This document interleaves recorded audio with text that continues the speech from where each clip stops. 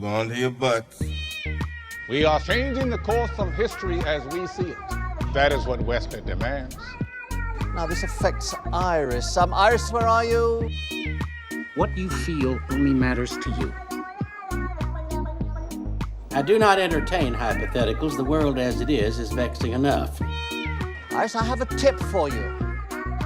Don't take drugs! Or Whatever Movies with Wesley and Iris. What up? And welcome to Or Whatever Movies. I'm your co-host Iris, and I'm here with my older brother, Wesley. Today we're talking a movie from 1997, The Edge. The Revenant Light. Jaws with claws. All right, quick questions. Okay. Anthony Hopkins, was he ever young? Well, yeah, he was, but not really on our radar. I mean, Silence of the Lambs, he was already graying, and that was 1991, I think, is when it won Best Picture. Now we're talking a quarter century earlier when he was an action star. Yeah, quite a lot of action in The Edge. All right, second question. Alec Baldwin, does he ever get old? Yes, he definitely gets older. Remember we talked about how ineffectual he was at fighting Henry Cavill in the Mission Impossible movies a few years ago? Right. How they go head to head, toe to toe. I mean, he's not even that good at fighting Anthony Hopkins in this movie. Nor the bear. Anthony Hopkins takes care of that. Yeah, they both get, thrown into the water, but Charles gets up and finishes the job, whereas Alec Baldwin would have gone all grizzly man. Speaking of the bear, fifth build cast member Bart the Bear. And rightly so. Bart the Bear is the bear. That would be the man, but he's a bear. What other movies has he been in? I mean, he was in The Bear. The eponymous The Bear? Right, but not even his first Anthony Hopkins movie. Bart the Bear was the bear in Legends of the Fall, although they didn't actually share scenes together, he and the bear. Okay, so can you connect Bart the Bear to Kevin Bacon? Absolutely, and easily so. Let's see, Bart the Bear with Brad Pitt, Legends of the Fall, Brad Pitt, Kevin Bacon in Sleepers. Wow, 2 degrees of Bart the Bear. Yep. Okay, The Edge. How do you distinguish it from River Wild? A completely different movie. The only, well, that's also a Kevin Bacon movie, but completely different. The only similarity is that there's a river in both, kind of a river. So basically you're saying they don't compare. River Wild does have some betrayal and guns and junk, spoiler, but that's really, no, it is. It's man versus nature as far as conflict goes, and also man versus man. Can you imagine John C. Reilly as a bad guy? I can imagine him as a sad clown. He played Mr. Cellophane. Yeah, in Chicago. Exactly. But this is definitely man versus nature, as well as man versus, and even kind of man versus himself. Yeah, very deep. All right, last question. Go. Name another Morse billionaire.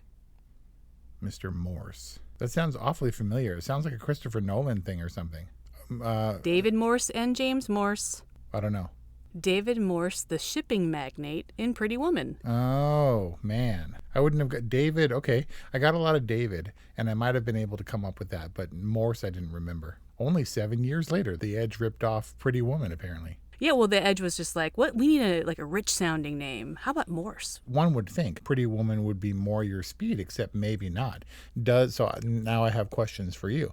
Does The Edge count as a dude bros broing down movie?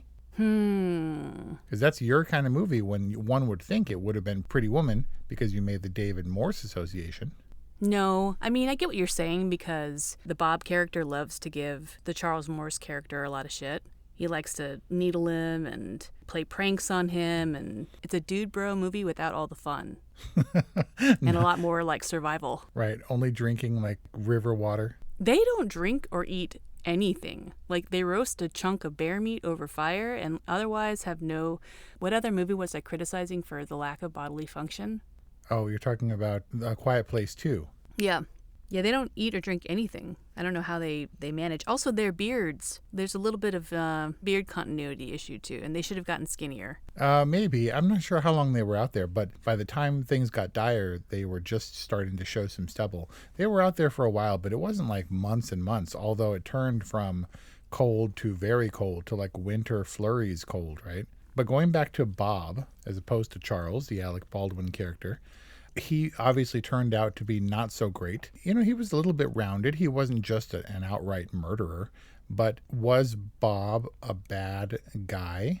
Was he set up as such? Were we supposed to like the Alec Baldwin character before we knew what he had set out to do? No, he was always kind of smarmy and Hollywoody, like Hollywoody in the worst sense. Because he's a photographer, a hot shit photographer. But I read that he said Charles's name like 87 times in the movie. And I've noted how curiously movie-ish his speech patterns are. He's really redundant, and it's super annoying, where he's like, Charles, why would I want to do that? Charles, why would I think about murdering you? Charles, why would I do that? And he keeps talking in that circular way that makes me want to throttle him. And I wonder if that was intentional, if he was smarmy in that sense. I mean, Alec Baldwin, I think, plays a good bad guy or a yelling guy. He did it in The Departed as the police chief guy or the task force guy. He did it in Glenn Ross, but he seemed thoroughly, like, scriptedly unlikable. He's not the dude you want to be lost in the woods with. And they both are kind of all over Charles. Like, Charles, what are we going to do? Charles, what's the plan? I thought that Anthony Hopkins, I mean, he obviously displays a decent amount of resilience in this film, but he doesn't say, what, I'm supposed to have a plan until like 2/3 through the movie. I guess maybe he liked having a plan at first, and it was always kind of sport to him being put to the test like this. Maybe that was more of a function of Charles's position in the group, but it seemed like a very natural choice for the Alec Baldwin character. I mean, Charles was the oldest, and I guess you would defer to him for being the most experienced, but he wasn't rugged. We never actually found out what he did for money, what made him a billionaire, although we established him as a billionaire several times because they kept mentioning it.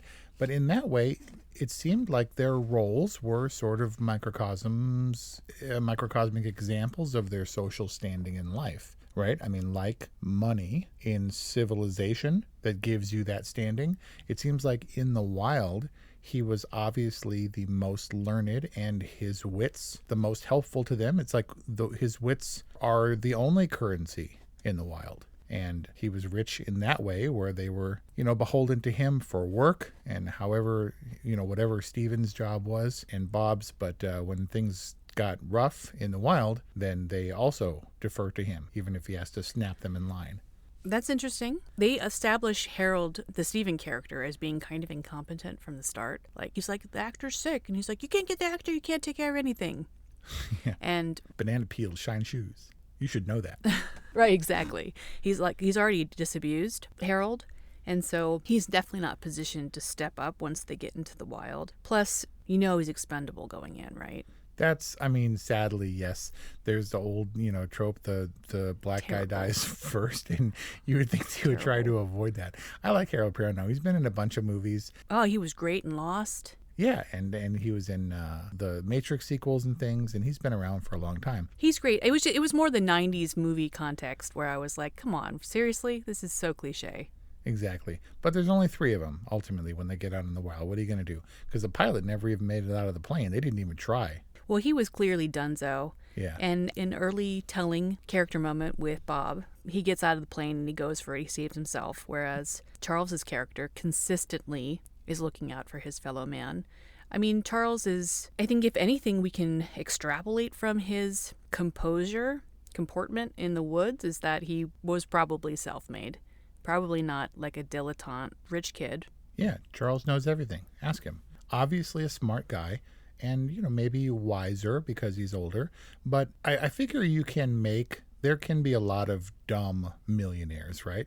You can get lucky. You can, like you said, inherit money or find your way into wealth, but not billionaires. I'm pretty sure there are relatively few dumb billionaires, right? He probably has some wherewithal, and that applies to all areas of his life. It seemed like he was an all-around smart guy in a way that not everybody can apply their book learning to their morals and principles. The point is that Charles is a smart guy, and that smarts, although he says he has no imagination, the direct application of his learning was evident, even if it doesn't directly apply to their current situation, rather helping Stephen with a stitch in his side, or calming Bob the hell down when they miss the helicopter, and he's like, fire from ice, tell me how, and he's like sobbing and snotting in the grass. Right, even though they're not in an immediate need to turn ice into fire, he's using it to distract him from basically from falling into complete and utter despair.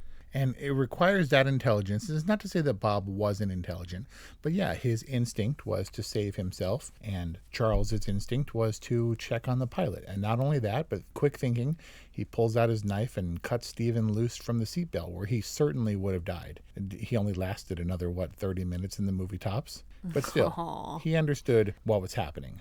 But the knife is interesting. The knife is central. And isn't it curious that Bob would give Charles a knife in the middle of their expedition? First off, when do you think the plot to kill him was formulated? Probably immediately before or immediately after Charles agreed to join them for the photo shoot. But I call into question the basis for whatever argument you're building right now, because I don't think that Bob actually got Charles that knife. Well, he handed it to him. Well, I mean, ostensibly it was Bob's birthday gift to Charles, but Mickey bought the knife, the pocket watch, and the watch. Fair enough. So if that were the case, obviously Bob wouldn't want to hand him. They didn't know they were going to go down in the plane. They couldn't have anticipated the bird strike, although we anticipated the bird strike because it was very neatly set up right before they set out. But obviously Bob wouldn't want to hand him a survival weapon if he was going to then attempt to kill him in the woods. Also, Charles his wife asked Mickey, she said, "You're always reading something." And he says, "Yeah, it's a book on survival. My assistant gave it to me. Do you know why?" And she said, "Boy, that creeped me out with all that talk about bear." And it was like she was avoiding the question, why do you think the assistant conveniently gave him a book of survival tips? Interesting. Doesn't she comes back around to it, doesn't she? No, they have the bear discussion, and she's like, "Ooh, I was creeped out by bears. Hey, go get me a sandwich." For the purposes of the screenplay and the movie, I wouldn't say that The Edge is chock full of surprises or twists. Almost everything that they experience is set up in one way or another. And yes, they're going to need a knife, a pocket knife. Would a billionaire carry a pocket knife? Probably not. But he is the one who's going to need it to cut Stephen free of the plane. Does he supplement his knowledge directly? Did he make his billions off of sporting goods or camping supplies? Or did he just ingest that information on survival from the book that he was conveniently given at the top? So other than it being set up in such a pedestrian way to allow for, it's a survival movie, and we got to set up that he knows survival anyway. Somehow he didn't glean it from, years of business manuals or something. But for the story purposes, I wondered, isn't it curious that Bob gives him a knife? Why does his assistant give him that book? They set up the bear so thoroughly and the weather and everything. And was it because we're supposed to probe on second viewing when the plot came about? Or how many people were in on it? Right. And if Mickey was in fact in on it, because Bob swears on his life that she wasn't. But we can't exactly take his word on it. But he really didn't have anything to lose. And I guess if Charles was going to go back or not go back, Bob volunteered that she didn't have anything to do with it because he pretty much knew he was gone, a dunzo, and yet Charles might return to his life, to his wife. A moment of redemption for Bob, regardless of his motivation. If Mickey indeed was not in on it, he's trying to absolve her of any involvement. But even if she was, that can still function as Bob's absolution or redemption, because either way he's absolving her of any involvement, right? So I didn't really question whether or not he was reliable in that moment until now. And that depth of character is pretty characteristic, I think, of David Mamet. This is a David Mamet script, although Alec Baldwin has criticized Lee Tamahori, the director, for making this much more about a survival action movie and ignoring some of the deeper character elements. And I do think they were present, but I wonder if I'm assigning a little bit too much credit to the screenplay and the filmmaker in the way that we were supposed to think and have deeper questions about the motivations of the characters, when maybe it wasn't. Maybe it was just straightforward setup. We need to establish a knife. We need to establish the book. And everything else is convenience after the fact. Well, see, because he knows how to make the compass from the book he just read. Definitely a tight little script, and I'm thinking that it succeeds in the sense that these story points that could be perceived as really convenient work because they seem so plausible. Regardless of its content, it's very plausible that the assistant would get the boss this kind of curio antique survival guidebook. It's like tantamount to giving him like an antique almanac or something like that. Like, isn't this cool? Like, what do you give a man who has everything? The knife, because of how it's so utilized throughout the story, you can't think of the Edge without it. It saves Stephen's life. For a while. It actually ends Stephen's life, technically. Oh, because he... We don't know how, but he somehow gashes his entire leg open. Grievously. And then there's the spear, like countless applications, right, for that knife. That's why they call it the Edge, I bet. So it's just so integrated that I would never question Bob's choice. But I do think it's important to note that that slip reveals that, that it wasn't really even Bob's gift. It does make sense that his assistant would give him a book on the wild, and his wife would give him the knife, being that Mr. Morse, the billionaire, is going along on this photo shoot to the remotes of the remote wild of Alaska, or it was filmed in Canada, but it felt very Alaska to me. And maybe it wasn't all planned out, because you wouldn't give Charles those gifts if you were going to then murder him. But how do you explain Bob, after being told directly and handed bloody rags, how do you explain Bob hanging them over the branch? He was baiting the bear. Was he baiting the bear to come and murder Stephen and potentially Charles? This is what I'm trying to figure out, because I don't think this movie is dumb. I think it is, in fact, very smart, but maybe something happened in the edit where there were cerebral elements removed for the sake of, look, that bear sequence with the spears is really long. Can we cut out some of this boring talk in favor of that stuff? It doesn't make any sense where he was like, no, I'm not going to bury it. I'm going to hang it in the wind. I don't know how well the smell travels in the rain, but he totally hung it up as like a flag for the bear. The simplest answer is the most likely. He said bury it, right? Yes. And so even if he was just like not following the instruction, he wouldn't have hung it on a branch, like on display. Like, the simplest answer is that he intended to draw out the bear. Huh. But that again begs the question, like, why? Because that obviously imposes incredible risk for Bob. It's not like Bob was Bart's buddy. I mean, he does freeze up a little bit when Stephen dies, which is horrible, and I don't think that Bob intended for Stephen to die necessarily, despite what you're saying about possibly drawing out the bear deliberately. But then when they run, and Charles has the foresight to surround themselves with the fire because the bear is hunting them, Yeah. Bob totally freezes up, and he's like, Bob, help me. Like, come on, create the fire circle. And then he starts grabbing logs and tossing them. So it seems like his self-preservation wasn't infallible. I think he was telling the truth when he said, why would I want to kill you, Charles? Why would I want to do that? And plus, I need you to get out of here. I need your help getting out of here, you fucking idiot. In the best of circumstances, if Stephen died and then the bear killed Charles, or Bob killed Charles, how would he have gotten out of there? Everything was Charles. The squirrel was Charles, even though they didn't get to eat it because the bear came chasing after them. No, it was they left their dinner to chase the helicopter. Oh, right. The Edge, a thoroughly entertaining adventure, but like The Bodyguard and other 90s movies, it feels like it lacks a certain amount of seriousness. 90s movies were like the end of the era where audience members go, like, why did they do this, or why didn't this happen? And then you say it's totally fine and acceptable to say it's just a movie.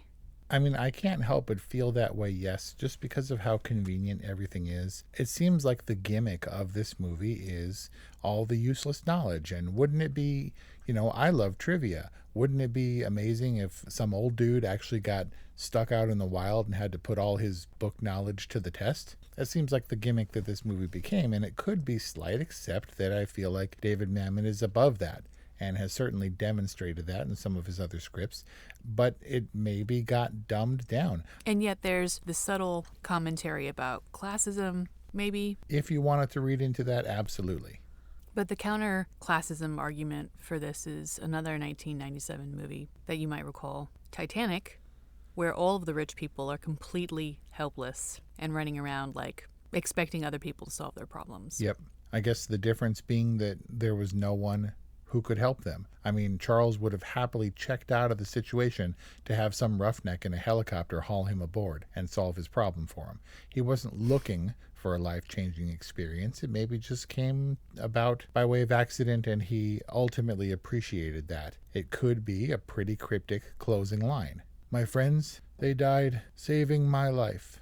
You know, when everything that we saw was anything but. But it was more of a metaphor for what they did for him? Yeah, the things that they went through together encouraged him to fight so that he didn't die of shame in the woods. And ultimately the test of fortitude, the validation of his life when Bob accused him of only saving him because he didn't have a buddy, and how pathetic that was, and how everybody's chasing him. Which he didn't deny. No, he didn't. But he also found some renewed purpose where civilization and the money maybe wasn't the only thing that he found value in ultimately. And when he did return, he was the one who was going to start his life over. And so maybe this was a galvanizing moment for him, a moment of clarity. You know, that people die of shame also seems very plausible. But do you think that's really true? I wouldn't say shame as much as despair. You know, if I had to get naked in the woods to start a fire using my underwear or something, and then people showed up, I wouldn't not want to be rescued. Like I think that I would go 127 hours, spoiler, and cut my arm off just for the chance to get out of there. I would have no shame. I would feel despair because I would be exhausted and tired, especially if all my efforts went to waste. If I traipsed over the mountain to arrive back at my campsite, I might be filled with a little bit of hopelessness. Hopelessness rings very true to me. And this movie appeals to me in a very, I like trivia. You know, I'll like store a bunch of useless information. And you're like, what would you do with all that information if we didn't talk about it in the podcast? So I very much get that. I regret that I don't have the other component of Charles and that he's a billionaire. But I like this idea where they take the clever stuff that you read online and you're like, oh, that would be useful if I ever got lost in the woods. And they actually used some of it. And it wasn't like everything magically saved them. The compass, in fact, threw them off and hurt them more than it helped them. But ultimately, it was fortitude and cunning that saved their lives. His life, anyway. And a beautiful setting and a fun action movie where I think Bart maybe should have gotten fourth billing. Who was billed above Bart? Because Bart is awesome. Elle McPherson. Okay, I guess. So Brian did end up watching this with me, kind of, you know, did one of those things where he's like, I got a lot to do, and then he kind of meanders over and then gets stuck and can't get up. Had he seen it? He had, but not for many, many years, probably since 1997. But we definitely played the bear game where you're like, real bear, fake bear. Definitely real, like probably real bear like 90% of the time. He is so great though, right? To do the growly thing and the flat ears and the howling and the rearing, all that was real bear. The swipey paw. Yeah, how did they like, okay, Bart, today we're going to train you how to bounce the log in case you need to send someone into the river. I was like, that was one of the moments where I was like, man in a suit. When he's bouncing the log. I'm pretty sure that there was prosthetic bear head that they can lunge into frame and swipey bear arms for sure to knock them into the river. So not only were there was a bear effects team, a prosthetics team, but there was also an animatronic bear team. A lot of bear stuff happening in this movie. And as convincing as all that was, without the stellar performance of an actual frickin' bear, this movie wouldn't, I don't think, have been what it was. I mean, they really get inside the bear mouth and the bear eyes where you're like, you just can't fake that. You know, if nothing else, for however much they might have butchered the intention of David Mamet's script, maybe this dude was chosen, Lee Tamahori, the director, who didn't do a lot of stuff. He directed one of the Bond films. He directed one of the XXX sequels or something. But maybe they're like, you know who knows how to direct bears is Lee Tamahori. I mean, that's definitely not to be disregarded in The Edge. I mean, there's probably a handful of directors who'd be like, a bear? No. Right. And they have trouble with dogs. They had to animate the dogs in Cruella. Nobody that's what I'm saying. Nobody can match Bart. And it was sad. We lost him in 2000, but there have, you know, his trainer is still going, and there have been many successive Barts. Because maybe this Bart bear, the first one, maybe he was like the Dakota Fanning of bears. What does that mean? Like unnaturally talented. Bart's legit, dude. And he's like lumbering away and all of his bear muscles are rippling and Yeah, the bear butt shot. there's lots of bear butt and there's also lots of bear eyes. Great bear performances. So those are the poster quotes. Either great bear performances or Bart's legit, yo.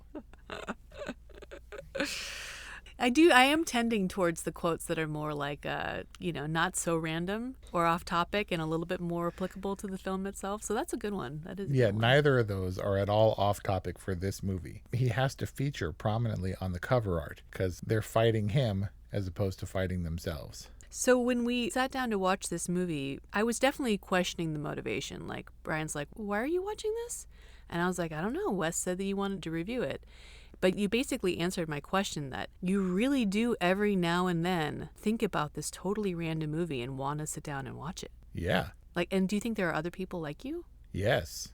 I don't know how many people know about this movie. I'm not sure how well it did, but it probably wasn't the prestige piece. It wasn't the Dances with Wolves of the late 90s or anything. I like this movie. I figured you would like this movie. Dad would like it. Because of the sausage fest nature of it, I wasn't sure how receptive Kelly would be. But then I noted that every existing remaining movie that I have every intention of sitting her down and more or less forcing her to watch are kind of dude-centric. It's just movies that I, grew up with. The other ones she would have seen already. I mean, just like a very tightly controlled film, tightly written script, human drama playing out on a wild stage. And like you said, there's all these different levels of man versus nature and man versus man and man versus himself, which I think adds an appropriate level of complexity to an otherwise pretty simple, straightforward, thrilling action film, adventure film. Do you think, therefore, that The Edge hits the right tone? We can forgive some 90s convention and some racial indiscretion. Maybe it wasn't quite as action-packed for some people, and maybe it wasn't quite as cerebral for other people. I like this movie, but I think to use The Bodyguard analogy, there's a reason why I haven't thought about The Edge since 1997. I mean, I guess what I'm saying is I do like this movie. I think it's a good movie, and that's my official rating, but it doesn't feel like a totally movie to me. And if that's where you're going with this, I'm going to need some more justification. It is tight, but it's so tight that it doesn't breathe maybe where it needs to. This could have been the 3-hour Dances with Wolves epic, where it could have been more cerebral, more introspective, contemplative, but it wasn't. It just hit a note, especially for me at the ripe age of 20, 21, when I first saw this movie. Maybe just falling short of greatness, but kind of popcorn movies. And I love, nature movies in particular. We talked about The Last of the Mohicans, and the setting of The Edge very much appeals to me, and I love bears, and at the time I was enamored with Anthony Hopkins. You have a pocket knife? Yes, and I carry it with me all the time when I can find it, but that's also because we got mugged, and almost got mugged in New York. You mean in the alleyway with Mickey and Elaine? Yep. And the logic there is that if I carry a knife, if someone mugged me, I would be able to do something about it. If I were put to the test, if I were brought to the edge, I'm pretty sure I could survive by stabbing someone. If you got jumped in the alley, you'd stick somebody. It's nice to think that I would. It's nice to think that I'm pretty sure that if I were in the wild and my life depended on it, I could pull from the mistakes that Alexander Supertramp made in Into the Wild. I could refer to The Edge and any number of survival type movies, and I'm pretty sure I can get out of there. Yeah, the closest I can get to shame is self-pity. Like, I could see self-pity taking you down. Not you specifically, but like a person out in the wild feeling bad for themselves. Yep. The hopelessness could maybe end there. I mean, I would definitely like to believe that in a life or death situation, I'd like to think of myself as a person of action. But now I'm to the age where I haven't had to do that stuff. And so I'm like a billionaire in calories. Would you have eaten Steven? Yes, I would, if it really came down to that. But I also would have left him out for all the other animals, so I have some plausible deniability. I wouldn't want people to know that I had eaten Steven if I was coming back, especially if I were a person of, of stature. If I were a billionaire, like, you can't be like, did you eat your assistant after he died? Like, you didn't kill him so you could eat him, right? And on that note, and all right. I like this movie. This is a strangely fun popcorn movie that The Revenant couldn't aspire to be. And part of me worried that Kelly would regard this as Death Slog Through the Snow, the prequel. Or I guess historically far later, the sequel. But still, it feels fun and full of bears. Official all right movie. And there you have it, an all right from Wes, a good from Iris. That's our review on The Edge, available on VOD. I'd like to know who thinks to watch The Edge. Like, who has their annual The Edge movie night? Who thinks that The Edge is the absolute best movie ever? Do you know, I just read something like that. I just read, oh God, now I got to find out who it was. Someone said it. Hang on. There it is. Jenna Fisher of The Office has cited this as one of her favorite movies and that she makes an effort to watch it every year. You know what I'm going to do today? What are you going to do now that you have a day off? I'm going to go watch The Edge. 818-835-0473. That's our hotline. Or whatevermovies@gmail.com. Thank you for listening and bearing with us for yet another super random review. Oh. Bear with me.